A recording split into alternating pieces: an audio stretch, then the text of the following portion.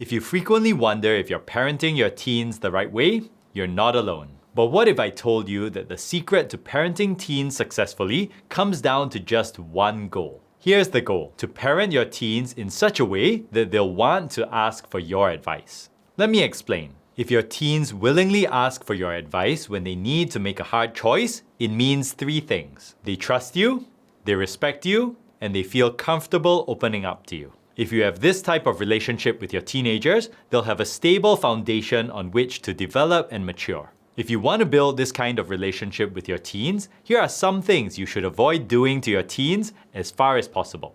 Criticizing, scolding, talking as if you always know better than them, micromanaging, punishing, shaming, talking negatively about them in front of other people, ignoring their feelings. If you frequently do those things, your teens will feel frustrated, annoyed, and even resentful. They won't have a sense of emotional safety when they talk to you because they'll be afraid that you'll have something negative to say to them. So they won't open up, and they definitely won't feel like asking for your advice. I'm Daniel Wong, and I specialize in helping teens to thrive. If you'd like your teens to willingly ask for your advice, here are some tips that work.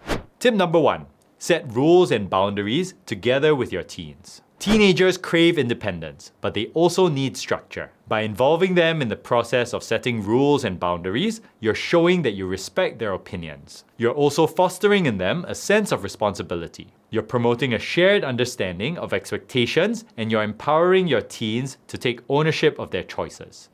Tip number 2. Spend one-on-one time with your teens.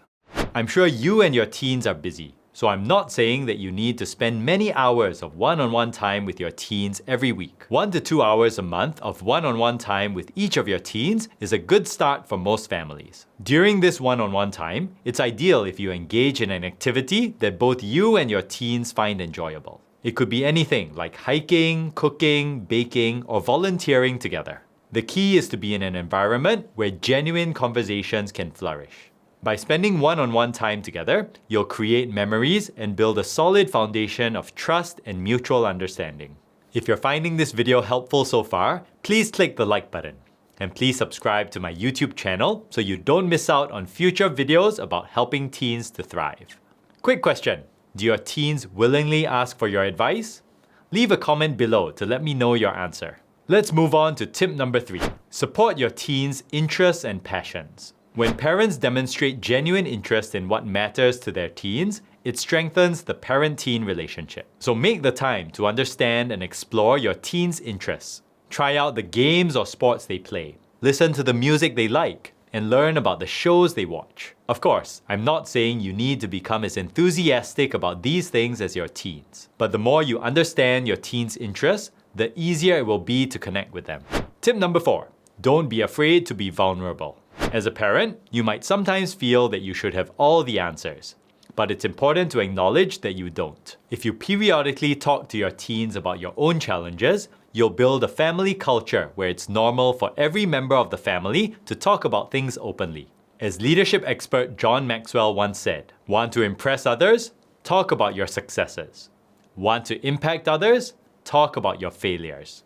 Don't be afraid to talk about your failures and how you've grown as a person because of them. Over time, your teens will realize that they're not alone in their struggles. Of course, I'm not suggesting that you should share all your failures and struggles with your teens. This is especially so if they aren't yet mature enough to understand some of those struggles. But being vulnerable with your teens strengthens the bond you have with them and promotes a sense of trust. Remember that when communicating with your teens, the goal is always to do more connecting and less criticizing, more coaching and less controlling. At this point, you now know how to get your teens to want to ask for your advice. But do you have trouble getting them to be motivated? If so, check out this free ebook I've written entitled 16 Keys to Motivating Your Teenager. Visit danielwong.com/ebook to download the ebook today.